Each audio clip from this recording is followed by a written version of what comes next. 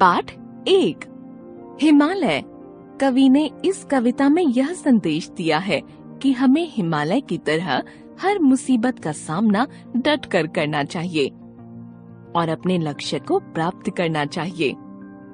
कवि का मानना है कि सफलता उसी को मिलती है जो मुसीबतों का सामना साहस पूर्वक करते हैं। खड़ा हिमालय बता रहा है, डरो न आंधी पानी में। खड़े रहो तुम अविचल होकर सब संकट तूफानों में। डिगो न अपने प्रण से तो तुम सब कुछ पा सकते हो प्यारे। तुम भी ऊंचे उठ सकते हो, छू सकते हो नभ के तारे। अचल रहा जो अपने पथ पर लाख मुसीबत आने में। मिली सफलता जग में उसको जीने में मर जाने में। कवि सोहनलाल द्विवेदी। पाठ 2। कीमती पन्ने। बच्चे अक्सर अपनी किताबें कॉपियों के पन्ने फाड़ते हैं। इस कहानी में भी अनुराग को अपनी कॉपियों के पन्ने फाड़ने और शैतानी करने में बड़ा मजा आता था। फिर दादाजी के एक उपाय ने अनुराग की सोच को बदल दिया। उसे एहसास हुआ कि किताबें कॉपियों से पन्ने नहीं फाड़ने चाहिए। एक लड़का था, उसका नाम अनुराग था। अनुराग अपने माता पिता और दादाजी के साथ रहता था। अनुराग का मन पढ़ाई में कम और खेल कूद में ज्यादा लगता था। हर समय उछलने कूदने और शैतानी करने में उसे बड़ा मजा आता था। कॉपी के पन्ने फाड़ना तो उसकी आदत थी। वह कॉपियों से पन्ने फाड़ फाड़ कर कूड़ेदान में फेंक देता था। घर में सभी लोग उसकी इस आदत से परेशान थे। वे उसे समझाते कि कॉपी से पन्ने नहीं फाड़ने चाहिए, परंतु अनुराग तो चिकना घड़ा था। वह किसी की बात नहीं सुनता था। सभी सोच रहे थे कि अनुराग को कैसे समझाया जाए। एक दिन जब अनुराग स्कूल से घर आया तो उसने देखा कि दादाजी ने कूड़ेदान का कचरा अखबार पर फैला रखा है। वे उस कचरे में से कुछ सामान बीन बीन कर अलग कर रहे थे। अनुराग हैरान रह गया। वह अलमारी के पीछे छिपकर देखने लगा कि आखिर दादाजी क्या कर रहे हैं। उसने देखा कि दादाजी ने पहले कागज उठाकर ठीक किए, फिर ऑल पिन और स्टेपलर पिन के बचे हुए टुकड़े भी अलग कर लिए। अनुराग सोचने लगा कि आखिर दादाजी इन बेकार की चीजों का क्या करने वाले हैं। तभी माँ ने आवाज लगाई, अनुराग जल्दी से हाथ मुंह धो लो, खाना तैयार है। अच्छा माँ, कहकर अनुराग हाथ मुंह धोने चला गया। कुछ ही देर में दादाजी और अनुराग भोजन करने लगे। भोजन करके दादाजी अपने कमरे में चले गए, परंतु अनुराग की नजर तो सिर्फ दादाजी पर थी। उसने जल्दी से भोजन किया और दादाजी के पीछे पीछे उनके कमरे में गया। वहाँ दादाजी पुरानी कॉपियों के फटे पुराने पन्नों को कैंची से काटकर सही आकार दे रहे थे। तभी अनुराग के मुंह से निकला, अरे वाह, यह तो नई कॉपी बन गई। दादाजी अनुराग की आवाज सुनकर मुस्कुराए, बोले, हाँ अनुराग बेटा, बची खुची चीजों को भी उपयोग में लाया जा सकता है। सच दादाजी? कहकर अनुराग हैरानी से दादाजी की ओर देखने लगा। परंतु दादाजी, आप इन स्टेपलर पिन और ऑल पिनों से क्या करेंगे? बेटा, ये स्टेपलर पिन और ऑल पिन कॉपी बनाने के काम आएंगी। यह कहकर दादाजी ने कुछ कॉपियां बनाई। अनुराग बोला, दादाजी, आप इन कॉपियों का क्या करेंगे? दादाजी बोले, बेटा, हमारे देश में ऐसे बहुत से बच्चे हैं जिनके पास पढ़ने के लिए पुस्तकें और कॉपियां नहीं हैं। वे पढ़ना चाहते हैं, परंतु धन के अभाव के कारण पुस्तकें और कॉपियां नहीं खरीद पाते। अनुराग, तुम रोज कॉपियों से पन्ने फाड़कर कूड़ेदान में डाल देते हो। देखो, उन्हीं पन्नों से मैंने ये कॉपियां बना ली हैं। फिर दादाजी अनुराग को लेकर गरीब बस्ती में गए। वहाँ बच्चे दादाजी की प्रतीक्षा कर रहे थे। दादाजी के पहुँचते ही सभी बच्चों ने दादाजी आ गए, दादाजी आ गए कहकर हाथ ऊपर कर दिए। दादाजी ने भी बच्चों को थैले में से निकालकर कॉपियां दी। कॉपियां लेकर बच्चों की खुशी का ठिकाना न रहा। अनुराग अब अपनी गलती समझ चुका था। वह बोला, दादाजी मुझे माफ कर दीजिए, मैं आगे से ऐसी गलती नहीं करूँगा। अपनी पुरानी किताबें और कॉपियाँ भी संभाल कर रखूँगा, जिससे इन बच्चों के काम आ सकें। संकलित पाठ 3 जान पहचान पेड़ों से। हमारे आसपास के सभी पेड़ पौधे हमारे लिए लाभदायक हैं। बस हमें उनके गुणों को जानने की जरूरत है। इन पेड़ों से जहाँ हमें जीवन शक्ति हवा मिलती है, वहीं इनके पत्ते, फूल, फल, लकड़ी, छाल, जड़ आदि किसी न किसी रूप में हमारे लिए उपयोगी होते हैं। बच्चों, पेड़ पौधों का संसार बहुत अनोखा है। इसके कई ऐसे गुण हैं जिन्हें देखकर हम दांतों तले उंगली दबा लेते हैं। ये अपने गुणों से हमारी सेवा में तैयार रहते हैं। आओ इस पाठ में हम ऐसे ही कुछ पेड़ पौधों के बारे में जानें। कमल वनस्पति जगत का एक ऐसा पौधा है जो पानी में उगता है। इस पर बड़े और खूबसूरत फूल खिलते हैं।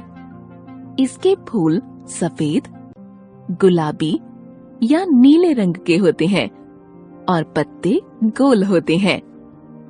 यह हमारा राष्ट्रीय पुष्प है। कमल का फूल बहुत काम का होता है। इसकी पत्तियों और टहनियों की सब्जी बनती है। कमल के फूलों का विशेष उपयोग पूजा और श्रृंगार में होता है। इसके बीजों का उपयोग अनेक औषधियों में होता है और उन्हें भूनकर मखाने बनाए जाते हैं। सूर्यमुखी का फूल बहुत आकर्षक होता है। जिस दिशा में सूर्य होता है, सूर्यमुखी का फूल उसी दिशा में अपना मुंह कर लेता है। इसका उपयोग खाने के तेल के रूप में भी किया जाता है। इसके फूल सफेद, बैंगनी और पीले रंग के होते हैं। नीम का पेड़ हमारे दैनिक जीवन में बहुत महत्व रखता है। इसकी पत्तियां चमकदार हरे रंग की होती हैं। नीम की पत्तियों को सुखाकर कीटनाशक के रूप में उनका प्रयोग किया जाता है। नीम के पत्ते, छाल तथा बीज से दवाई बनाई जाती है। नीम की लकड़ी से फर्नीचर और उसकी छोटी टहनियों से दातौन बनते हैं। साबुन, मंजन बनाने के साथ त्वचा की बीमारियों का मलहम भी नीम से बनता है। नारियल का पेड़ पूरे विश्व में उगने वाला पेड़ है। दक्षिण भारत में नारियल के पेड़ को कल्प वृक्ष कहते हैं। नारियल का पेड़ पूरे वर्ष फल देता रहता है। इस पेड़ का प्रत्येक भाग उपयोगी है। इस फल का भोजन में भी बहुत प्रयोग होता है। नारियल का तेल भी निकाला जाता है। नारियल के पत्ते, छाल आदि से तरह तरह की सजावट की वस्तुएं, रस्सी, जूट की दरियां, गद्दे, साबुन, मोमबत्ती, मार्जरीन आदि बनाए जाते हैं। नारियल हमारी संस्कृति एवं परंपरा से भी जुड़ा है। हर शुभ कार्य नारियल द्वारा ही संपन्न होता है। पीपल के पेड़ के पत्ते कुछ कुछ लट्टू के आकार के होते हैं, जिनके अगले सिरे नुकीले होते हैं। इसके कारण पत्तों में पानी नहीं ठहर पाता और वर्षा के बाद भी पेड़ सूखा रहता है। पीपल का हर भाग औषधि के काम आता है। इसके पत्तों से अनेक प्रकार की दवाइयाँ बनती हैं। पीपल के पत्तों को सुखाकर साफ करके उन पर रंग भरकर सुंदर कलाकृतियां भी बनती हैं, जिन्हें सजावट के काम में लाया जाता है। बरगद भारत का राष्ट्रीय वृक्ष है। यह वृक्ष घना और फैला हुआ होता है। इसकी शाखाओं से जड़ें निकलकर हवा में लटकती हैं और जमीन में पहुंचकर धरती में समा जाती हैं। बरगद की जड़ें गहराई से मिट्टी को जकड़कर भूमि के कटाव को रोकती हैं। बरगद का पेड़ अनेक पशु पक्षियों और कीट पतंगों का डेरा है। गोलाई लिए हुए इसके पत्ते पेड़ को ढके रहते हैं और हर प्रकार के जीव को सुरक्षित रखते हैं। बरगद की पत्तियों का प्रयोग पशुओं के भोजन के रूप में होता है। इसकी जड़ों की मजबूती के कारण इन्हें जहाज बांधने की रस्सी बनाने के काम में लाया जाता है। पक्षी इसका फल खूब शौक से खाते हैं और बदले में इसके बीजों को दूर दूर तक पहुंचा देते हैं। इस प्रकार ऐसे कई वृक्ष हैं जो हमारे सच्चे मित्र की तरह सदा हमारे काम आते हैं। संकलित पाठ 4 हम सब सुमन एक उपवन के। इस कविता के द्वारा कवि ने राष्ट्रीय एकता का संदेश दिया है। जिस प्रकार भारत में अनेक धर्म, जाति, बोली, प्रदेश आदि के लोग रहते हैं, लेकिन वे सभी भारतीयता के सूत्र में बंधे हुए हैं, उसी प्रकार बाग के फूल भले ही अलग अलग हों, पर उन्हें धूप, चांदनी, हवा, पानी एक जैसे मिलते हैं। वे एक आसमान के नीचे रहते हैं और हंसकर जीवन जीते हैं। हम सब सुमन एक उपवन के, एक हमारी धरती सबकी। जिसकी मिट्टी में जन्मे हम, मिली एक ही धूप हमें है, सींचे गए एक जल से हम। पले हुए हैं झूल झूल कर, पलनों में हम एक पवन के। हम सब सुमन एक उपवन के। सूरज एक हमारा जिसकी किरणें उर की कली खिलाती। एक हमारा चांद चांदनी जिसकी हम सबको नहलाती। मिले एक से स्वर हमको हैं, भ्रमरों के मीठे गुंजन के। हम सब सुमन एक उपवन के। रंग रंग के रूप हमारे, अलग अलग है क्यारी क्यारी। लेकिन हम सब से मिलकर ही इस उपवन की शोभा सारी। एक हमारा माली हम सब, रहते नीचे एक गगन के। हम सब सुमन एक उपवन के। कांटों में मिलकर हम सब ने, हंस हंस कर है जीना सीखा। एक सूत्र में बंधकर हमने, हार गले का बनना सीखा। सबके लिए सुगंध हमारी, हम श्रृंगार धनी निर्धन के। हम सब सुमन एक उपवन के। कवि द्वारिका प्रसाद माहेश्वरी। पाठ 5 बापू का पत्र। इस पाठ में महात्मा गांधी के एक पत्र को शामिल किया गया है। गांधी जी ने सच्ची शिक्षा, आत्मज्ञान, चरित्र निर्माण, दृढ़ लगन और कठिन परिश्रम के संबंध में अपने पुत्र को सचेत करते हुए इस पत्र को लिखा है। प्रिय पुत्र, हर महीने एक पत्र लिखने और एक पत्र पाने का अधिकार मुझे मिला है। मेरे बारे में तुम जरा भी चिंता मत करना। मैं पूर्ण रूप से शांति में हूँ। आशा है कि बा अच्छी हो गई होंगी। मुझे मालूम है कि तुम्हारे कुछ पत्र यहाँ आए हैं, लेकिन वे मुझे नहीं दिए गए। फिर भी डिप्टी गवर्नर की उदारता से मुझे मालूम हुआ कि बा का स्वास्थ्य सुधर रहा है। बा और तुम लोग सवेरे दूध के साथ साबूदाना बराबर ले रहे होगे। और अब कुछ तुम्हारे बारे में कहना चाहूंगा। मैं यह जानता हूं कि तुम्हें अपनी शिक्षा के प्रति असंतोष है। जेल में मैंने यहां खूब पढ़ा है। इससे मैं यह समझता हूं कि केवल अक्षर ज्ञान ही शिक्षा नहीं है। सच्ची शिक्षा तो चरित्र निर्माण और कर्तव्य का बोध कराती है। यदि यह दृष्टिकोण सही है तो तुम सच्ची शिक्षा प्राप्त कर रहे हो। आजकल तुम्हें अपनी बीमार मां की सेवा का अवसर मिला है। रामदास और देवदास को भी तुम संभाल रहे हो। यदि यह काम तुम अच्छी तरह और खुशी खुशी कर रहे हो तो तुम्हारी आधी शिक्षा इसी से पूरी हो जाती है। आमोद प्रमोद एक निश्चित आयु तक ही शोभा देते हैं। 12 वर्ष की उम्र के बाद बच्चों को जिम्मेदारी और कर्तव्य का ज्ञान होना चाहिए। संसार में 3 बातें बड़ी महत्वपूर्ण हैं। इनको प्राप्त कर तुम संसार के किसी भी कोने में जाओगे तो अपना निर्वाह कर सकोगे। ये 3 बातें हैं अपनी आत्मा का, अपने आप का और ईश्वर का सच्चा ज्ञान प्राप्त करना। इसका मतलब यह नहीं कि तुम्हें अक्षर ज्ञान नहीं मिलेगा, वह तो मिलेगा ही, लेकिन तुम उसी की चिंता करो, यह मैं नहीं चाहता। इसके लिए तुम्हारे पास अभी बहुत समय है। अक्षर ज्ञान तो इसलिए होता है कि जो कुछ तुम्हें मिला है उसे तुम दूसरों को दे सको। बागबानी यानी अपने हाथों से जमीन गोड़ना, खुरपी चलाना, निराई करना आदि खूब काम करना।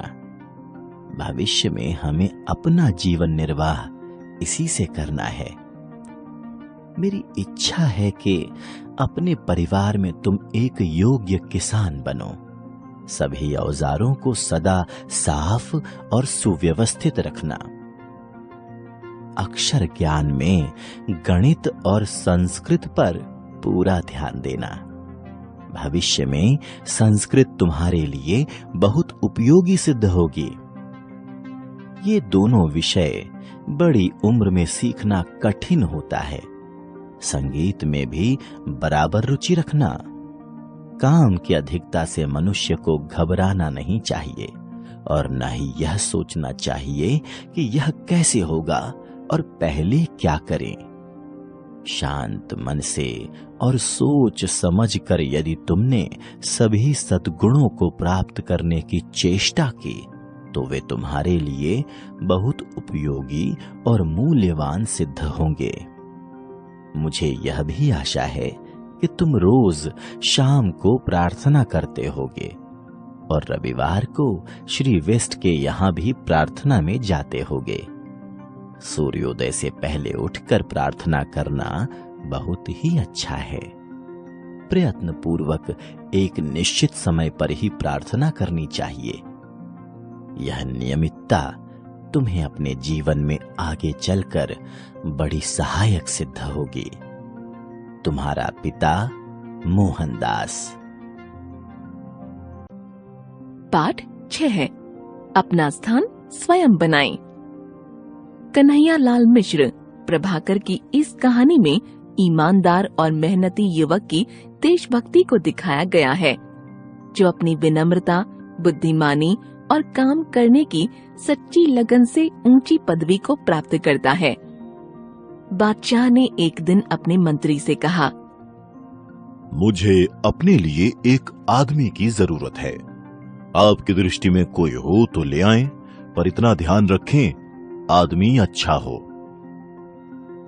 बहुत दिनों की जांच पड़ताल के बाद मंत्री को एक आदमी सही लगा। उसने उसकी नौकरी छुड़ा दी और उन्नति का आश्वासन दे बादशाह के सामने पेश किया। बहुत देर तक तो बादशाह को अपनी बात ही याद न आई। वे बाद में बोले, हाँ, उस समय शायद कोई बात मन में थी, पर अब तो कोई बात नहीं है। मंत्री ने कहा, हुजूर, मैंने इसे हजारों में से छांटा है और बढ़िया नौकरी छुड़ाकर इसे लाया हूँ। बादशाह ने जरा सोचकर कहा, हमारे पास तो इस समय कोई काम नहीं है, पर तुम बहुत कह रहे हो तो हम अपने निजी कार्यालय में चपरासी रख सकते हैं। वेतन 15 रुपए मिलेगा। मंत्री को बुरा लगा, पर उस युवक ने कहा, मेरे लिए सबसे बड़ा वेतन यह है कि मुझे अपने बादशाह की सेवा करने का मौका मिलेगा। और वह तैयार हो गया। मंत्री जब उसे कार्यालय में छोड़ने गया तो वहां धूल ही धूल थी, क्योंकि बादशाह वहां न कभी जाते थे और न काम करते थे। मंत्री दुखी हुआ, पर युवक खुश था। उसने अच्छा स्थान दिलाने के लिए मंत्री के प्रति कृतज्ञता भी प्रकट की। उसने लगातार कई दिनों तक उस कार्यालय को साफ किया और उसे शाही कार्यालय का रूप दिया। उस कार्यालय में एक छोटी सी कोठरी थी। युवक ने उसकी जांच पड़ताल की तो पता चला कि पिछले सालों में बादशाह के पास बहुत से निजी पत्र आए थे। उनके लिफाफों का ढेर भी उस कोठरी में पड़ा था। उनमें से बहुत से लिफाफों पर सोने की पच्ची कारी थी और रत्न जड़े थे। ये वे लिफाफे थे जो विवाह आदि के शुभ अवसरों पर दूसरे बादशाहों और अमीर उमरावों के यहाँ से आए थे। युवक ने कारीगर लगाकर सब कीमती सामान लिफाफों से उतरवा लिया और बाजार में बेच दिया। इससे कई हजार रुपए मिले। उनमें से कुछ रुपए तो उसने बढ़िया फर्नीचर और चित्राती लगाने में खर्च किए और बाकी सरकारी खजाने में जमा करा दिए।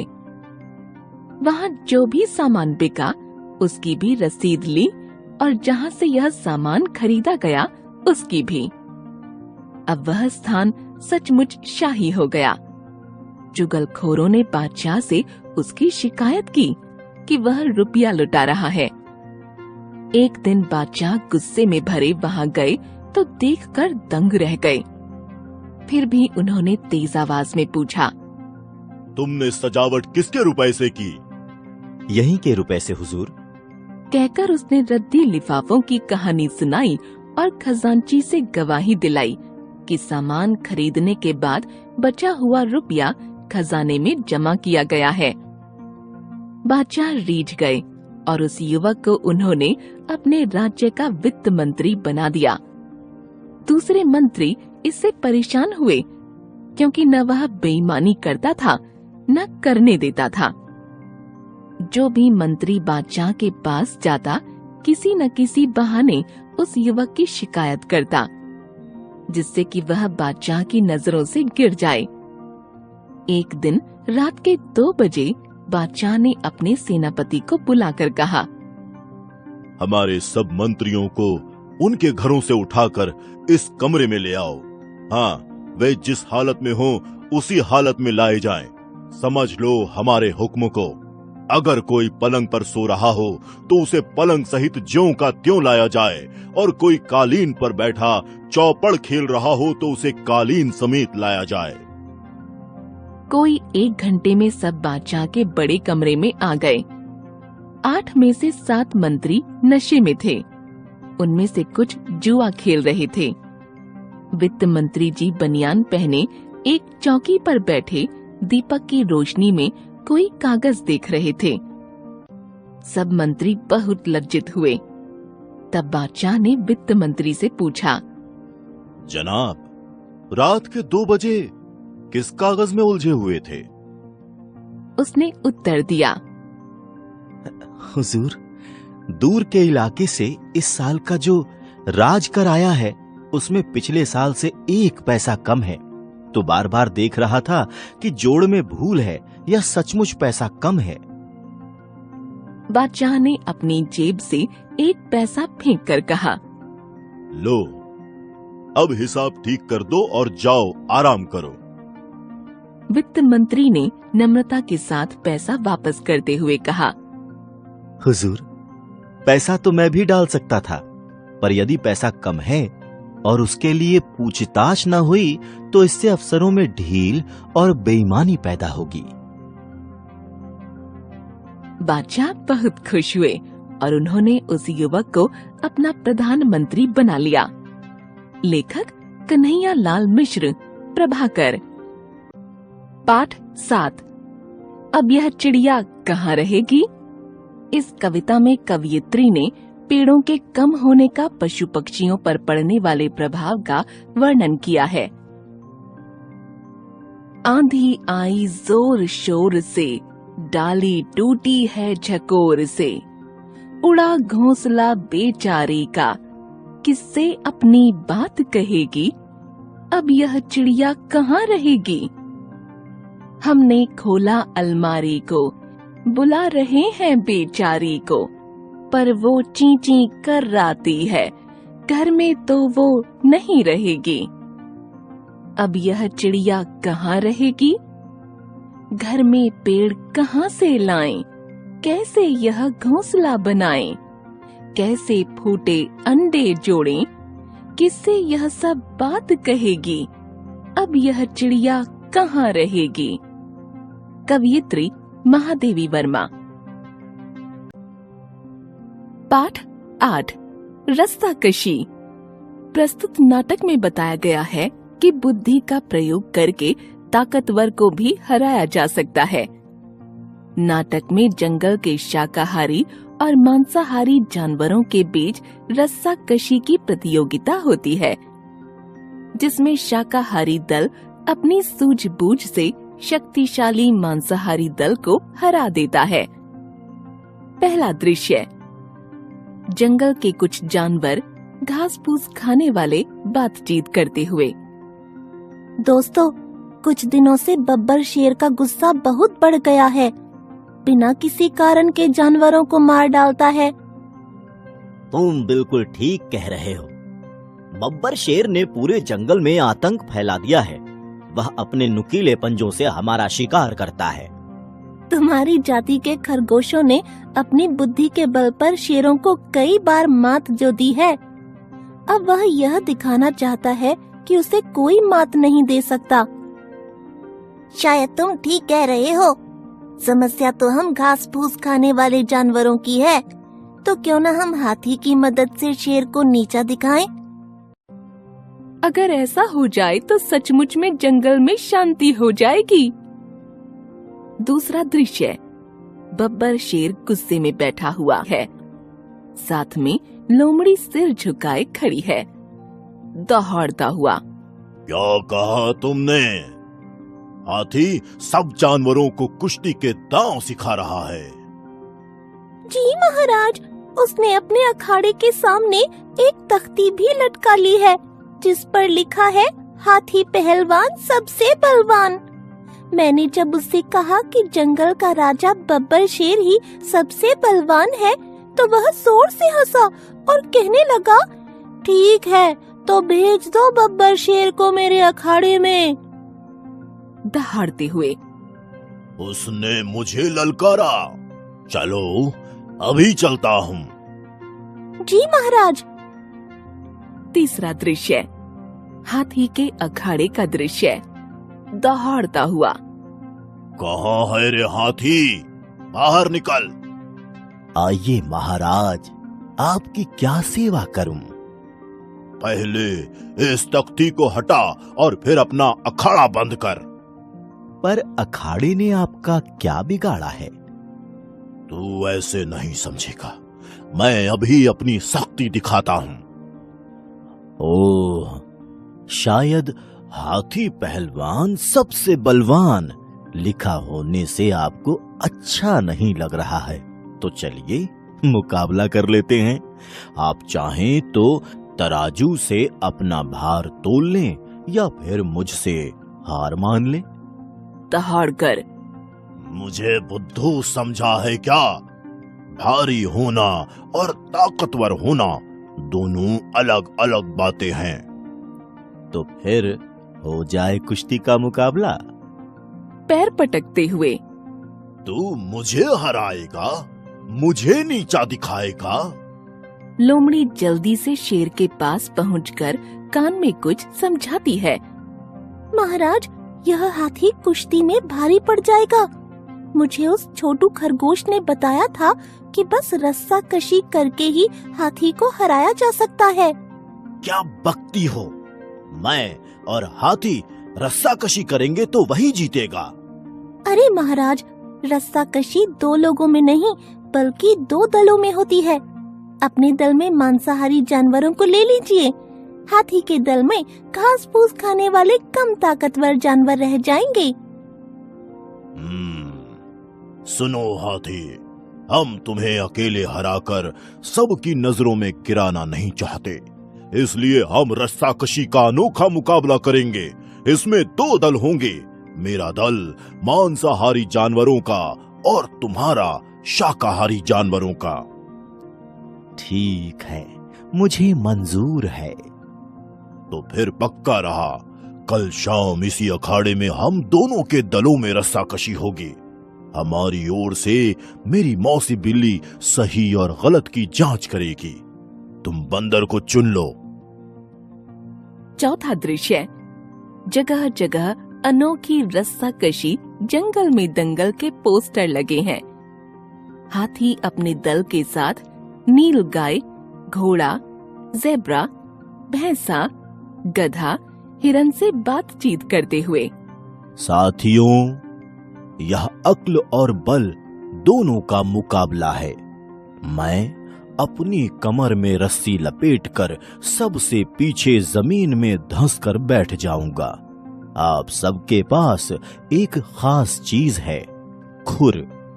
उसी का सही उपयोग कीजिएगा। शेर के दल में चीता, लकड़बग्घा, बाघ, भेड़िया, भालू, लोमड़ी, सियार आदि हैं। दोनों दल अखाड़े में आमने सामने खड़े हो जाते हैं। बंदर और बिल्ली अखाड़े के बीच में रेखा खींचकर रस्सी के बीचों बीच लाल फीता बांध देते हैं। साथियों, जंगल की सबसे अनोखी रस्साकशी शुरू होने जा रही है। जब बिल्ली 1 2 3 बोलेगी और मैं सीटी बजाऊंगा, तब दोनों दल अपनी अपनी ओर की रस्सी उठाकर अपने पाले की ओर खींचेंगे। रस्साकशी शुरू होती है। दोनों दल के जानवर रस्सी उठाकर अपने पाले की ओर खींचते हैं। शाकाहारी जानवर अपने अपने खुरों में रस्सी फांस लेते हैं और जोर लगाकर अपनी ओर खींचते हैं। मांसाहारी जानवरों के गद्दीदार पांवों से रस्सी फिसलने लगती है। उनके नुकीले नाखून टूटने लगते हैं। देखते ही देखते हाथी की टीम रस्सी अपने पाले में खींच लेती है। बंदर और बिल्ली हाथी के दल को विजयी घोषित करती हैं। लेखिका डॉक्टर मधुपंत। पाठ 9, मैसूर की यात्रा। मैसूर कर्नाटक राज्य का एक सुंदर शहर है। मैसूर को बाग बगीचों, महलों और मंदिरों का शहर भी कहा जाता है। यहाँ विशाल गुंबद, बाग बगीचे, मीनारें व महल देखने योग्य हैं। श्रीधरन, कैसे हो? आज बड़े दिन बाद दिखाई दिए। मित्र, मैं ठीक हूँ। मैं पिछले सप्ताह सपरिवार मैसूर घूमने गया था, कल ही लौटा हूँ। अरे वाह, यह तो बहुत अच्छी बात है। मैसूर कैसा शहर है? मैसूर बहुत ही सुंदर शहर है। यह दक्षिण में तमिलनाडु की सीमा पर स्थित है। मैंने सुना है कि यहाँ कई सुंदर महल हैं। हाँ, बिल्कुल सही सुना है तुमने। यहाँ कई महल हैं, जिसके कारण इसे महलों का शहर भी कहते हैं। विशेषकर मैसूर महल और जगन मोहन महल अत्यंत सुंदर है। इन महलों के बारे में भी कुछ बताओ ना। हाँ मित्र, बताता हूँ। मैसूर महल को महाराजा पैलेस भी कहा जाता है। यह द्रविड़, पूर्वी और रोमन स्थापत्य कला का अनोखा संगम है। इसके गुंबद सूरज की रोशनी में खूब जगमगाते हैं। इस महल में शाही कपड़े, चित्र और शाही गहने रखे गए हैं। अच्छा, क्या तुमने वहाँ जगन मोहन महल भी देखा? हाँ मित्र, यह मैसूर का सबसे पुराना महल है। इस महल में 2 विशाल लकड़ी के दरवाजे हैं, इसमें भगवान विष्णु के दशावतार की नक्काशी के साथ साथ मैसूर के राजाओं की तस्वीरें और हस्तशिल्प बने हुए हैं। फिर तो यह महल खूब बड़ा होगा। क्या तुमने वहाँ का वृंदावन गार्डन भी देखा?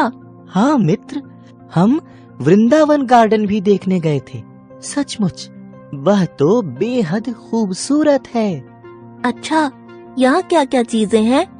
मित्र, इस बाग में एक संगीतमय फव्वारा है जिसमें पानी की बौछारें संगीतमय गीत की ताल पर झूमती हैं। यहाँ की सुंदर सुंदर फूलों की क्यारियां, तालाब व झरने अत्यंत खूबसूरत हैं। हमने वहाँ बाग के बीच में बने तालाब में नाव भी चलाई। अरे वाह, तब तो वहाँ तुम्हें बहुत आनंद आया होगा। हाँ, सूर्यास्त के बाद जब हमने संगीतमय फव्वारा देखा तो मजा आ गया।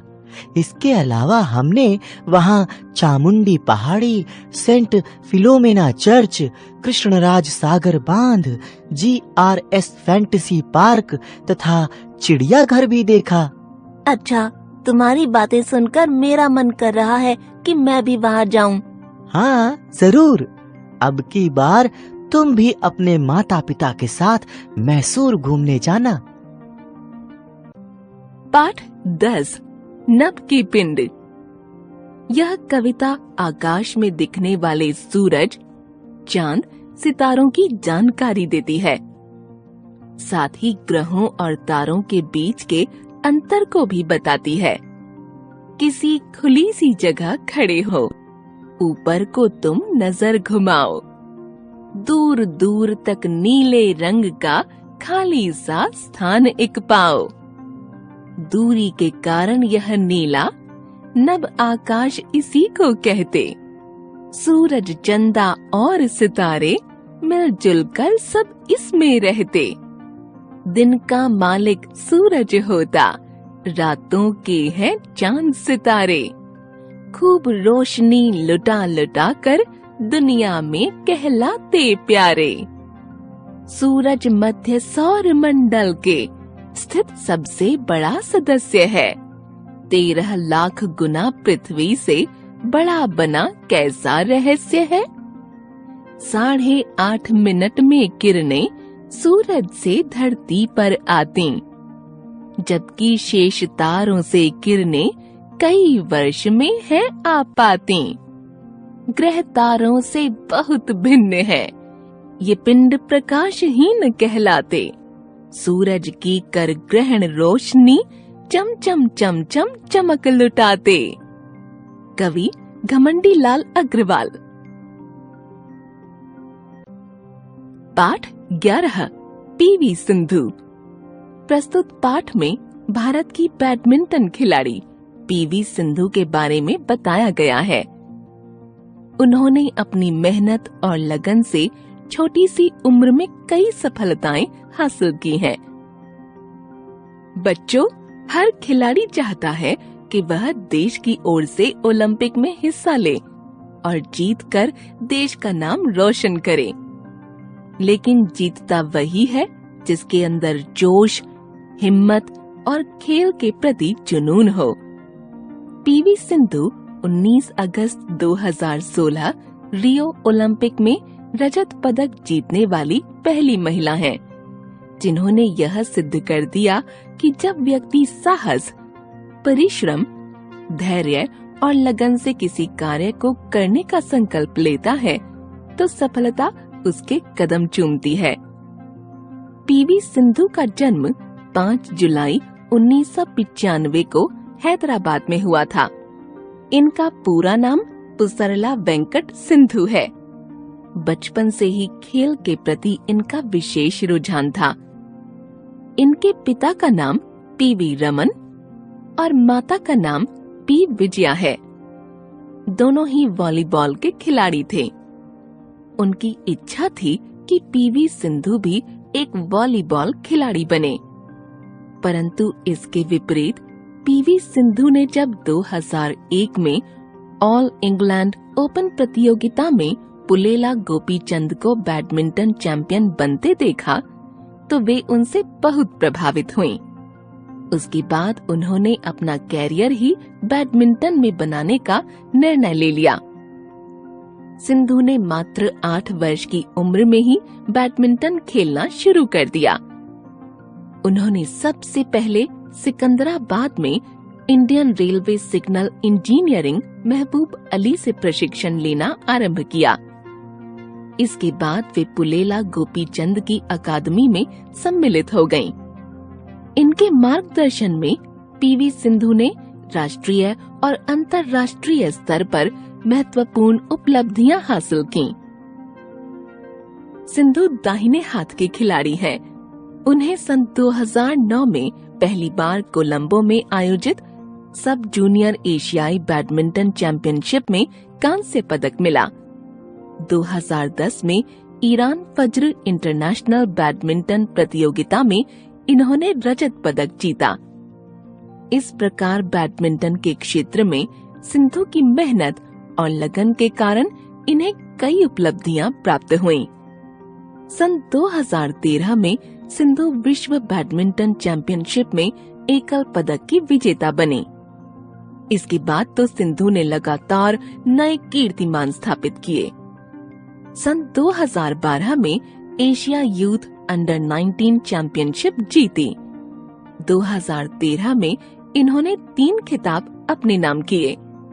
सन 2014 में सिंधु को एक ICCI breakthrough sports person का पुरस्कार मिला। मैच के बाद सिंधु ने कहा, मुझे गर्व है कि मैं ओलंपिक में पदक जीत सकी। शुरुआत में मैंने नहीं सोचा था कि मैं पदक जीत पाऊंगी, लेकिन जब मैं पदक की दौड़ में आई तो मेरा लक्ष्य अच्छा खेलना था, जो कि मैंने किया। मैंने अपना सर्वश्रेष्ठ खेल खेला। रियो ओलंपिक में देश को रजत पदक दिलाकर इन्होंने सबकी उम्मीदों को पूरा किया। हम सभी को इन पर गर्व है। सन 2015 में सिंधु को भारत सरकार की ओर से पद्मश्री और अर्जुन पुरस्कार से सम्मानित किया गया।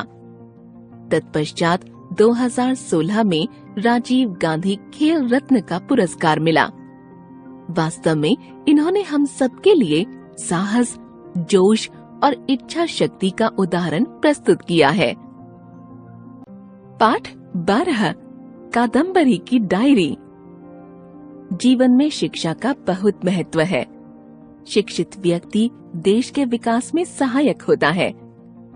गरीबी के कारण आज भी कई बच्चे शिक्षा प्राप्त नहीं कर पाते, लेकिन हम सबको कोशिश कर ऐसे बच्चों को शिक्षित करना होगा ताकि वह देश के विकास में सहयोग कर सकें। 15 जुलाई। आज विद्यालय में कुछ हलचल हो रही थी। मैं चुपचाप अपना कक्षा कार्य कर रही थी। तभी जया मेरे पास आई और बोली, अपने खाने के टिफिन का ध्यान रखना। यहाँ पर कोई ऐसा बच्चा है जो खाना चुरा कर खाता है। सब लोग चोर को पकड़ने की कोशिश में लगे हैं। मैंने बड़ी हैरानी से जया को देखा। फिर मन में सोचने लगी कि क्या कभी कोई खाना भी चुरा कर खाता है। तभी जया ने मेरे कंधे पर हाथ रखा और कहा, चलो आधी छुट्टी हो गई है, खाना खाएं? मैंने जया से कुछ नहीं कहा और चुपचाप खाना खाने चली गई। 16 जुलाई। आज कक्षा में शोर हुआ कि मैले कुचैले कपड़े पहने एक लड़की विद्यालय के आसपास घूमती है। सभी का कहना था कि यही लड़की हम सबका खाना चुरा कर खाती होगी, परंतु विद्यालय के दरवाजे पर तो ताला लगा होता है। फिर कोई बिना आज्ञा के अंदर कैसे आ सकता है, मैंने सोचा। तभी जया ने बताया कि कई बार बच्चों ने उस लड़की को पकड़ने की कोशिश की है, परंतु वह हर बार भाग जाती है। 17 जुलाई। आज एक अजीब सी घटना हुई। आधी छुट्टी के समय सभी बच्चे अपनी अपनी कक्षा के बाहर खेल रहे थे। कुछ अपने मित्रों के साथ खाना खा रहे थे। तभी कुछ बच्चों ने देखा कि तारों के बने घेरे के पास से मैले कुचैले कपड़े पहने एक लड़की बच्चों को ललचाई दृष्टि से देख रही है। उसे देखते ही कुछ बच्चे उसे पकड़ने के लिए उसकी तरफ भागे। बच्चों को अपनी ओर आता देखकर वह भागने लगी। अचानक उसका पैर एक पत्थर से टकराया और वह गिर पड़ी। उसके पैर में मोच आ गई और वह दर्द से चिल्लाई। सभी बच्चे जोर जोर से चिल्लाने लगे, खाना चोर पकड़ी गई, खाना चोर पकड़ी गई। मुझे भी उत्सुकता हुई और मन में विचार आया कि देखूं आखिर वह लड़की कौन है। जब मैं वहां पहुंची तो उस लड़की को देखकर मुझे उस पर बहुत दया आई। वह बहुत घबरा रही थी और दर्द एवं डर के मारे कांप रही थी। मैंने सबसे प्रार्थना की कि वे उसकी सहायता करें और तुरंत उसे अस्पताल ले चलें। परंतु यह लड़की तो चोर है, बड़ी मुश्किल से हमने इसे पकड़ा है। भीड़ में से आवाज आई, यह लड़की चोर है या नहीं, इसका निर्णय तो बाद में हो जाएगा। मैं जोर से चिल्लाई, परंतु मेरी बात किसी ने भी नहीं सुनी। तब तक वहाँ प्रधानाचार्य और कई अध्यापिकाएं भी आ गई थीं। मैंने उनकी सहायता से उस लड़की को अस्पताल पहुंचाया। वहाँ डॉक्टर ने तुरंत उसका उपचार किया और कहा, मैंने इसे दवाई दी है, इसे ठीक होने में 1 सप्ताह का समय लगेगा, परंतु इसे रोज सुबह 8 बजे पट्टी करवाने अस्पताल आना पड़ेगा। मन को शांति मिली और मैं घर वापस आ गई। घर आकर बार बार वही घटना याद आती रही। स्वार्थी होना, दिखावटी व्यवहार, निर्दयता, क्या यही है हमारी शिक्षा? मेरा मन उदास हो गया। मैंने मन में दोबारा उस लड़की से मिलने का निश्चय किया। 18 जुलाई। आज मैं सुबह सुबह अस्पताल पहुंची। मैंने उसका नाम पूछा। उसने अपना नाम बाला बताया और धीरे से मेरा हाथ पकड़ते हुए बोली, मैं चोर नहीं हूँ, मैंने कभी खाना नहीं चुराया। मैंने उससे फिर पूछा, यदि तुम चोर नहीं हो तो विद्यालय के बाहर खड़े होकर क्या करती हो? मेरे बापू मुझे यहाँ कूड़ा और टूटी बोतलें बीनने के लिए भेजती हैं। मुझे कूड़ा बीनना अच्छा नहीं लगता। आप सबको पढ़ता देखकर मेरा मन भी पढ़ने के लिए करता है, इसलिए मैं बाहर खड़े होकर आप सबको देखती रहती हूँ। मेरे मन में बहुत से सवाल उठने लगे। क्या बाला को हमारी तरह शिक्षा पाने का अधिकार नहीं है? क्या उसे अपने बचपन में जीने का अधिकार नहीं है? क्या उसे अपनी मर्जी के काम करने का अधिकार नहीं है? 19 जुलाई। आज मैं जल्दी ही अस्पताल आ गई। मैंने बाला से पूछा, यदि तुम्हें स्कूल में पढ़ने का मौका मिले तो क्या तुम पढ़ोगी? यह सुनते ही बाला की आंखों में चमक और चेहरे पर हंसी आ गई, परंतु अगले ही क्षण गायब हो गई। वह उदास होकर बोली, मेरे बापू बहुत गरीब है, उनके पास किताबें और कपड़े खरीदने के लिए पैसे नहीं है। उसने बुझे मन से कहा। मैंने दिलासा देते हुए कहा, तुम चिंता मत करो, मैं माँ से बात करूंगी। और यदि तुम्हें विद्यालय में दाखिला मिल जाए तो? पीछे से एक आवाज आई। मैंने पीछे मुड़कर देखा तो विद्यालय की प्रधानाचार्य जी खड़ी थीं। वे बाला को देखने आई थीं। उन्होंने कहा, हाँ बेटी, तुम्हारे जैसे कई बच्चे हैं जो धन की कमी, माता पिता की स्वयं की अशिक्षा और उदासीनता के कारण स्कूल नहीं जा पाते, पर तुम बिल्कुल चिंता मत करो, हम सब तुम्हारे साथ हैं। प्रधानाचार्य जी की बात सुनकर बाला की आंखों में चमक आ गई। 20 जुलाई। आज मैंने घर पर माँ से बात की। माँ ने कहा कि बाला की पढ़ाई का खर्चा हम उठाएंगे। माँ की बात सुनकर मैं फूली नहीं समाई। आज मुझे अपने प्रयास पर बहुत खुशी हो रही है। 28 जुलाई। आज मैं कई दिन बाद डायरी लिख रही हूँ, पर आज अच्छा लग रहा है। मन में बहुत संतोष है। आज स्कूल में बाला को देखकर मेरी आंखों में खुशी के आंसू आ गए। संकलित। पाठ 13। सुख की कुंजी। यह कविता जीवन में कष्टों का सामना साहस और धैर्य से करने की प्रेरणा देती है।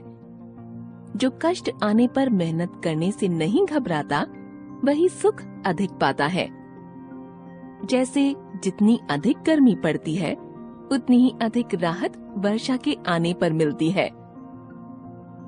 तपती धरती तपता अंबर, कण कण बना अंगारा, झुलस रही हरियाली सारी, झुलस रहा जग सारा। पंछी दुबक रहे नीड़ों में, पशु सब हाँफते जाते, छाया भी छाया पाने को सिकुड़ रही शर्माते। छाया सड़कों पर सन्नाटा, तपी जेठ की गर्मी, सूख गई है दूब खेत की, रही न नाम को नरमी। जेठ तपे तो बरखा आए, रिमझिम बरसे पानी, तपन मिटे धरती की सारी, लहराए खेती धानी। जितना जितना कष्ट झेलते, उतना ही मिलता आराम, यही तपन है सुख की कुंजी, हो हमको आराम हराम। संकलित।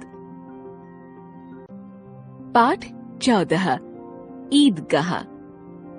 बच्चों की दुनिया में अपनों का बहुत महत्व होता है।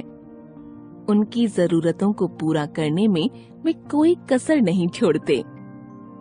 इस कहानी में लेखक प्रेमचंद ने बताया है कि यदि हम अपने से पहले दूसरों के सुख दुख का ध्यान रखें, तो अभावों में रहकर भी खुश रह सकते हैं।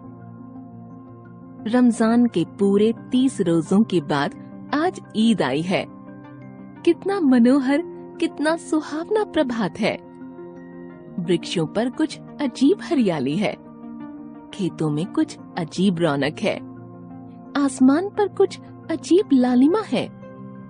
आज का सूर्य देखो, कितना प्यारा, कितना शीतल है, मानो संसार को ईद की बधाई दे रहा है। गांव में कितनी हलचल है। ईदगाह जाने की तैयारियां हो रही हैं। लड़के सबसे ज्यादा प्रसन्न हैं। बार बार जेब से अपना खजाना निकाल कर गिनते हैं और खुश होकर फिर रख लेते हैं। महमूद गिनता है 1, 2, 10, 12। उसके पास 12 पैसे हैं। मोहसिन के पास 1, 2, 3, 8, 9, 15 पैसे हैं। इन्हीं अनगिनत पैसों में अनगिनत चीजें लाएंगे। खिलौने, मिठाइयाँ, बिगुल, गेंद और न जाने क्या क्या। और सबसे ज्यादा प्रसन्न है हामिद। हामिद अपनी बूढ़ी दादी अमीना की गोद में सोता है। हामिद के पांवों में जूते नहीं हैं। सिर पर एक पुरानी धुरानी टोपी है, जिसका गोटा काला पड़ गया है। फिर भी वह प्रसन्न है। अभागिन अमीना अपनी कोठरी में बैठी रो रही है। आज ईद का दिन है और उसके घर में अन्न का एक दाना तक नहीं। आज उसका बेटा आबिद होता तो क्या इसी तरह ईद आती और चली जाती? लेकिन हामिद, उसके अंदर प्रकाश है, बाहर आशा की किरण। हामिद भीतर जाकर दादी से कहता है, तुम डरना नहीं अम्मा, मैं सबसे पहले आऊंगा, बिल्कुल न डरना। अमीना का दिल कचोट रहा है। गांव के बच्चे अपने अपने पिता के साथ जा रहे हैं। हामिद का अमीना के सिवा और कौन है? उसे कैसे अकेले मेले में जाने दे? उस भीड़ भाड़ में बच्चा कहीं खो न जाए। 3 कोस चलेगा कैसे? पैरों में छाले पड़ जाएंगे। जूते भी तो नहीं है। वह थोड़ी थोड़ी दूर पर उसे गोद ले लेती, लेकिन यहाँ सवैयां कौन पकाएगा? पैसे होते तो लौटते लौटते सब सामग्री जमा करके झटपट बना लेती। यहाँ तो घंटों चीजें जमा करते लगेंगे। गांव से मेला देखने और बच्चों के साथ हामिद भी जा रहा था। शहर आ गया। सड़क के दोनों ओर अमीरों के बगीचे हैं। ईदगाह जाने वालों की टोलियां नजर आने लगीं, एक से एक भड़कीले वस्त्र पहने हुए। सहसा ईदगाह नजर आया। ऊपर इमली के घने वृक्षों की छाया है। नीचे पक्का फर्श है जिस पर जाजिम बिछा हुआ है। कितना सुंदर संचालन है, कितनी सुंदर व्यवस्था। लाखों सिर एक साथ सजदे में झुक जाते हैं, फिर सब के सब एक साथ खड़े हो जाते हैं। कई बार यही क्रिया होती है। नमाज खत्म हो गई है। लोग आपस में गले मिल रहे हैं। तब मिठाई और खिलौने की दुकानों पर धावा होता है। हामिद दूर खड़ा है। 3 ही पैसे तो उसके पास है। मोहसिन बिश्ती खरीदता है, नूरे वकील और महमूद सिपाही। हामिद ललचाई हुई आंखों से खिलौनों को देख रहा है और चाहता है कि जरा देर के लिए उन्हें हाथ में ले सकता। फिर सोचता है, मिट्टी के तो हैं, गिरे तो चकनाचूर हो जाएं। खिलौनों के बाद मिठाइयाँ आती हैं। किसी ने रेवड़ियाँ लीं, किसी ने गुलाब जामुन, किसी ने सोहन हलवा। सभी ने मजे से खाए। हामिद के पास 3 पैसे थे, पर वह कुछ लेकर नहीं खाता। ललचाई आंखों से सबकी ओर देखता है। मिठाइयों के बाद कुछ दुकानें लोहे की चीजों की हैं। हामिद लोहे की दुकान पर रुक जाता है। कई चिमटे रखे हुए थे। उसे ख्याल आया, दादी के पास चिमटा नहीं है। तवे से रोटियां उतारती हैं तो हाथ जल जाता है।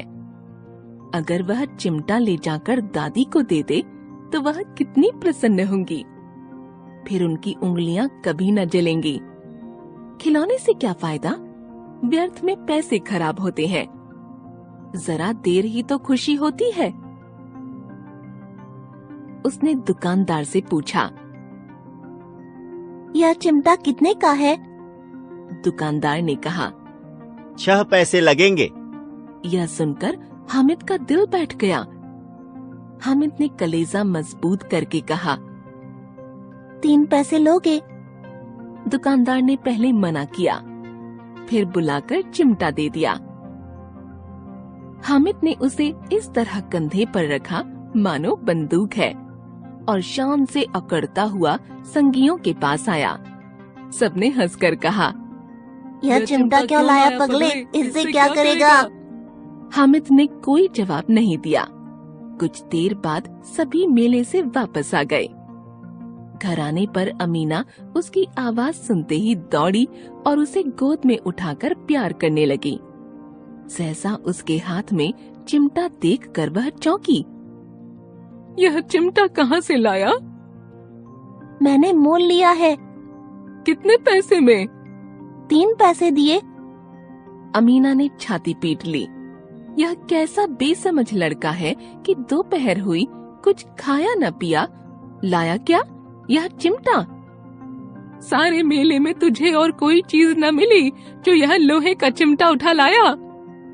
हामिद ने कहा, तुम्हारी उंगलियां तवे से जल जाती थीं, इसलिए मैंने इसे ले लिया। दादी का क्रोध तुरंत स्नेह में बदल गया। यह मूक स्नेह था, खूब ठोस, रस और स्वाद से भरा हुआ। बच्चे में कितना त्याग, कितना सद्भाव और कितना विवेक है। दूसरों के खिलौने लेते और मिठाई खाते देखकर इसका मन कितना ललचाया होगा। वहाँ भी इसे अपनी बुढ़िया दादी की याद बनी रही। अमीना का मन गदगद हो गया। वह रोने लगी। दामन फैलाकर हामिद को दुआएं देती जाती थी और आंसुओं की बड़ी बड़ी बूंदें गिराती जाती थी। लेखक प्रेमचंद। पाठ 14। ईदगाह। बच्चों की दुनिया में अपनों का बहुत महत्व होता है। उनकी जरूरतों को पूरा करने में वे कोई कसर नहीं छोड़ते। इस कहानी में लेखक प्रेमचंद ने बताया है कि यदि हम अपने से पहले दूसरों के सुख दुख का ध्यान रखें तो अभावों में रहकर भी खुश रह सकते हैं। रमजान के पूरे 30 रोजों के बाद आज ईद आई है। कितना मनोहर, कितना सुहावना प्रभात है। वृक्षों पर कुछ अजीब हरियाली है, खेतों में कुछ अजीब रौनक है, आसमान पर कुछ अजीब लालिमा है। आज का सूर्य देखो, कितना प्यारा, कितना शीतल है, मानो संसार को ईद की बधाई दे रहा है। गांव में कितनी हलचल है। ईदगाह जाने की तैयारियां हो रही हैं। लड़के सबसे ज्यादा प्रसन्न हैं। बार बार जेब से अपना खजाना निकाल कर गिनते हैं और खुश होकर फिर रख लेते हैं। महमूद गिनता है 1, 2, 10, 12। उसके पास 12 पैसे हैं। मोहसिन के पास 1, 2, 3, 8, 9, 15 पैसे हैं। इन्हीं अनगिनत पैसों में अनगिनत चीजें लाएंगे। खिलौने, मिठाइयाँ, बिगुल, गेंद और न जाने क्या क्या। और सबसे ज्यादा प्रसन्न है हामिद। हामिद अपनी बूढ़ी दादी अमीना की गोद में सोता है। हामिद के पांवों में जूते नहीं हैं। सिर पर एक पुरानी धुरानी टोपी है जिसका गोटा काला पड़ गया है। फिर भी वह प्रसन्न है। अभागिन अमीना अपनी कोठरी में बैठी रो रही है। आज ईद का दिन है और उसके घर में अन्न का एक दाना तक नहीं। आज उसका बेटा आबिद होता तो क्या इसी तरह ईद आती और चली जाती? लेकिन हामिद, उसके अंदर प्रकाश है, बाहर आशा की किरण। हामिद भीतर जाकर दादी से कहता है, तुम डरना नहीं अम्मा, मैं सबसे पहले आऊंगा, बिल्कुल न डरना। अमीना का दिल कचोट रहा है। गांव के बच्चे अपने अपने पिता के साथ जा रहे हैं। हामिद का अमीना के सिवा और कौन है? उसे कैसे अकेले मेले में जाने दे? उस भीड़ भाड़ में बच्चा कहीं खो न जाए। 3 कोस चलेगा कैसे? पैरों में छाले पड़ जाएंगे। जूते भी तो नहीं है। वह थोड़ी थोड़ी दूर पर उसे गोद ले लेती, लेकिन यहाँ सवैयां कौन पकाएगा? पैसे होते तो लौटते लौटते सब सामग्री जमा करके झटपट बना लेती। यहाँ तो घंटों चीजें जमा करते लगेंगे। गांव से मेला देखने और बच्चों के साथ हामिद भी जा रहा था। शहर आ गया। सड़क के दोनों ओर अमीरों के बगीचे हैं। ईदगाह जाने वालों की टोलियां नजर आने लगीं। एक से एक भड़कीले वस्त्र पहने हुए। सहसा ईदगाह नजर आया। ऊपर इमली के घने वृक्षों की छाया है। नीचे पक्का फर्श है जिस पर जाजिम बिछा हुआ है। कितना सुंदर संचालन है, कितनी सुंदर व्यवस्था। लाखों सिर एक साथ सजदे में झुक जाते हैं, फिर सब के सब एक साथ खड़े हो जाते हैं। कई बार यही क्रिया होती है। नमाज खत्म हो गई है। लोग आपस में गले मिल रहे हैं। तब मिठाई और खिलौने की दुकानों पर धावा होता है। हामिद दूर खड़ा है। 3 ही पैसे तो उसके पास हैं। मोहसिन बिश्ती खरीदता है, नूरे वकील और महमूद सिपाही। हामिद ललचाई हुई आंखों से खिलौनों को देख रहा है और चाहता है कि जरा देर के लिए उन्हें हाथ में ले सकता। फिर सोचता है, मिट्टी के तो हैं, गिरे तो चकनाचूर हो जाएं। खिलौनों के बाद मिठाइयाँ आती हैं। किसी ने रेवड़ियाँ ली, किसी ने गुलाब जामुन, किसी ने सोहन हलवा। सभी ने मजे से खाए। हामिद के पास 3 पैसे थे, पर वह कुछ लेकर नहीं खाता। ललचाई आंखों से सबकी ओर देखता है। मिठाइयों के बाद कुछ दुकानें लोहे की चीजों की हैं। हामिद लोहे की दुकान पर रुक जाता है। कई चिमटे रखे हुए थे। उसे ख्याल आया दादी के पास चिमटा नहीं है। तवे से रोटियां उतारती हैं तो हाथ जल जाता है। अगर वह चिमटा ले जाकर दादी को दे दे तो वह कितनी प्रसन्न होंगी। फिर उनकी उंगलियां कभी न जलेंगी। खिलौने से क्या फायदा, व्यर्थ में पैसे खराब होते हैं। जरा देर ही तो खुशी होती है। उसने दुकानदार से पूछा, यह चिमटा कितने का है? दुकानदार ने कहा। 6 पैसे लगेंगे। यह सुनकर हामिद का दिल बैठ गया। हामिद ने कलेजा मजबूत करके कहा, 3 पैसे लोगे? दुकानदार ने पहले मना किया, फिर बुलाकर चिमटा दे दिया। हामिद ने उसे इस तरह कंधे पर रखा मानो बंदूक है और शान से अकड़ता हुआ संगियों के पास आया। सबने हंसकर कहा, यह चिमटा क्यों लाया पगले, इससे क्या करेगा? हामिद ने कोई जवाब नहीं दिया। कुछ देर बाद सभी मेले से वापस आ गए। घर आने पर अमीना उसकी आवाज सुनते ही दौड़ी और उसे गोद में उठाकर प्यार करने लगी। सहसा उसके हाथ में चिमटा देखकर वह चौंकी। यह चिमटा कहाँ से लाया? मैंने मोल लिया है। कितने पैसे में? 3 पैसे दिए। अमीना ने छाती पीट ली। यह कैसा बेसमझ लड़का है कि दोपहर हुई, कुछ खाया न पिया, लाया क्या? यह चिमटा। सारे मेले में तुझे और कोई चीज न मिली जो यह लोहे का चिमटा उठा लाया। हामिद ने कहा, तुम्हारी उंगलियां तवे से जल जाती थीं, इसलिए मैंने इसे ले लिया। दादी का क्रोध तुरंत स्नेह में बदल गया। यह मूक स्नेह था, खूब ठोस, रस और स्वाद से भरा हुआ। बच्चे में कितना त्याग, कितना सद्भाव और कितना विवेक है। दूसरों के खिलौने लेते और मिठाई खाते देखकर इसका मन कितना ललचाया होगा। वहाँ भी इसे अपनी बुढ़िया दादी की याद बनी रही। अमीना का मन गदगद हो गया। वह रोने लगी। दामन फैलाकर हामिद को दुआएं देती जाती थी और आंसुओं की बड़ी बड़ी बूंदें गिराती जाती थी। लेखक प्रेमचंद। पाठ 12, कादम्बरी की डायरी। जीवन में शिक्षा का बहुत महत्व है। शिक्षित व्यक्ति देश के विकास में सहायक होता है। गरीबी के कारण आज भी कई बच्चे शिक्षा प्राप्त नहीं कर पाते, लेकिन हम सबको कोशिश कर ऐसे बच्चों को शिक्षित करना होगा ताकि वह देश के विकास में सहयोग कर सकें। 15 जुलाई। आज विद्यालय में कुछ हलचल हो रही थी। मैं चुपचाप अपना कक्षा कार्य कर रही थी।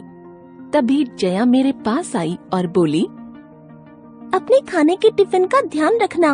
यहाँ पर कोई ऐसा बच्चा है जो खाना चुरा कर खाता है। सब लोग चोर को पकड़ने की कोशिश में लगे हैं। मैंने बड़ी हैरानी से जया को देखा। फिर मन में सोचने लगी कि क्या कभी कोई खाना भी चुरा कर खाता है। तभी जया ने मेरे कंधे पर हाथ रखा और कहा, चलो आधी छुट्टी हो गई है, खाना खाएं? मैंने जया से कुछ नहीं कहा और चुपचाप खाना खाने चली गई। 16 जुलाई। आज कक्षा में शोर हुआ कि मैले कुचैले कपड़े पहने एक लड़की विद्यालय के आसपास घूमती है। सभी का कहना था कि यही लड़की हम सबका खाना चुरा कर खाती होगी, परंतु विद्यालय के दरवाजे पर तो ताला लगा होता है। फिर कोई बिना आज्ञा के अंदर कैसे आ सकता है? मैंने सोचा। तभी जया ने बताया कि कई बार बच्चों ने उस लड़की को पकड़ने की कोशिश की है, परंतु वह हर बार भाग जाती है। 17 जुलाई। आज एक अजीब सी घटना हुई। आधी छुट्टी के समय सभी बच्चे अपनी अपनी कक्षा के बाहर खेल रहे थे। कुछ अपने मित्रों के साथ खाना खा रहे थे। तभी कुछ बच्चों ने देखा कि तारों के बने घेरे के पास से मैले कुचैले कपड़े पहने एक लड़की बच्चों को ललचाई दृष्टि से देख रही है। उसे देखते ही कुछ बच्चे उसे पकड़ने के लिए उसकी तरफ भागे। बच्चों को अपनी ओर आता देखकर वह भागने लगी। अचानक उसका पैर एक पत्थर से टकराया और वह गिर पड़ी। उसके पैर में मोच आ गई और वह दर्द से चिल्लाई। सभी बच्चे जोर जोर से चिल्लाने लगे, खाना चोर पकड़ी गई, खाना चोर पकड़ी गई। मुझे भी उत्सुकता हुई और मन में विचार आया कि देखूं आखिर वह लड़की कौन है। जब मैं वहां पहुंची तो उस लड़की को देखकर मुझे उस पर बहुत दया आई। वह बहुत घबरा रही थी और दर्द एवं डर के मारे कांप रही थी। मैंने सबसे प्रार्थना की कि वे उसकी सहायता करें और तुरंत उसे अस्पताल ले चलें। परंतु यह लड़की तो चोर है, बड़ी मुश्किल से हमने इसे पकड़ा है। भीड़ में से आवाज आई, यह लड़की चोर है या नहीं, इसका निर्णय तो बाद में हो जाएगा। मैं जोर से चिल्लाई, परंतु मेरी बात किसी ने भी नहीं सुनी। तब तक वहाँ प्रधानाचार्य और कई अध्यापिकाएं भी आ गई थीं। मैंने उनकी सहायता से उस लड़की को अस्पताल पहुंचाया। वहाँ डॉक्टर ने तुरंत उसका उपचार किया और कहा, मैंने इसे दवाई दी है, इसे ठीक होने में 1 सप्ताह का समय लगेगा, परंतु इसे रोज सुबह 8 बजे पट्टी करवाने अस्पताल आना पड़ेगा। मन को शांति मिली और मैं घर वापस आ गई। घर आकर बार बार वही घटना याद आती रही। स्वार्थी होना, दिखावटी व्यवहार, निर्दयता, क्या यही है हमारी शिक्षा? मेरा मन उदास हो गया। मैंने मन में दोबारा उस लड़की से मिलने का निश्चय किया। 18 जुलाई। आज मैं सुबह सुबह अस्पताल पहुंची। मैंने उसका नाम पूछा। उसने अपना नाम बाला बताया और धीरे से मेरा हाथ पकड़ते हुए बोली, मैं चोर नहीं हूँ, मैंने कभी खाना नहीं चुराया। मैंने उससे फिर पूछा, यदि तुम चोर नहीं हो तो विद्यालय के बाहर खड़े होकर क्या करती हो? मेरे बापू मुझे यहाँ कूड़ा और टूटी बोतलें बीनने के लिए भेजती हैं। मुझे कूड़ा बीनना अच्छा नहीं लगता। आप सबको पढ़ता देखकर मेरा मन भी पढ़ने के लिए करता है, इसलिए मैं बाहर खड़े होकर आप सबको देखती रहती हूँ। मेरे मन में बहुत से सवाल उठने लगे। क्या बाला को हमारी तरह शिक्षा पाने का अधिकार नहीं है? क्या उसे अपने बचपन में जीने का अधिकार नहीं है? क्या उसे अपनी मर्जी के काम करने का अधिकार नहीं है? 19 जुलाई। आज मैं जल्दी ही अस्पताल आ गई। मैंने बाला से पूछा, यदि तुम्हें स्कूल में पढ़ने का मौका मिले तो क्या तुम पढ़ोगी? यह सुनते ही बाला की आंखों में चमक और चेहरे पर हंसी आ गई, परंतु अगले ही क्षण गायब हो गई। वह उदास होकर बोली, मेरे बापू बहुत गरीब है, उनके पास किताबें और कपड़े खरीदने के लिए पैसे नहीं है। उसने बुझे मन से कहा। मैंने दिलासा देते हुए कहा, तुम चिंता मत करो, मैं माँ से बात करूंगी। और यदि तुम्हें विद्यालय में दाखिला मिल जाए तो? पीछे से एक आवाज आई। मैंने पीछे मुड़कर देखा तो विद्यालय की प्रधानाचार्य जी खड़ी थीं। वे बाला को देखने आई थीं। उन्होंने कहा, हाँ बेटी, तुम्हारे जैसे कई बच्चे हैं जो धन की कमी, माता पिता की स्वयं की अशिक्षा और उदासीनता के कारण स्कूल नहीं जा पाते, पर तुम बिल्कुल चिंता मत करो, हम सब तुम्हारे साथ हैं। प्रधानाचार्य जी की बात सुनकर बाला की आंखों में चमक आ गई। 20 जुलाई। आज मैंने घर पर माँ से बात की। माँ ने कहा कि बाला की पढ़ाई का खर्चा हम उठाएंगे।